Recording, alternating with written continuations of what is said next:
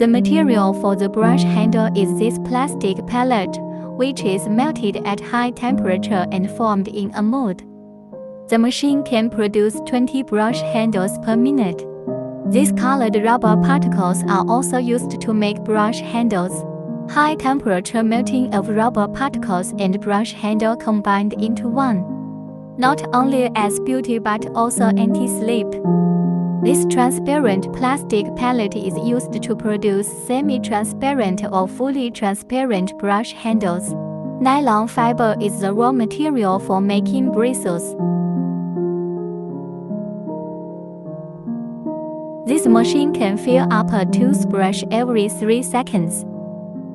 There are 24 bristles in each hole on the toothbrush.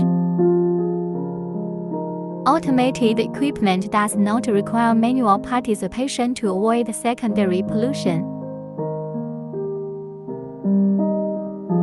The roots of each tuft of bristles are covered with metal rings to hold the bristles in place. Sliding blade cuts bristles into jagged shapes and more. The machine quickly rotates and grinds the bristles at all angles to produce a smooth finish.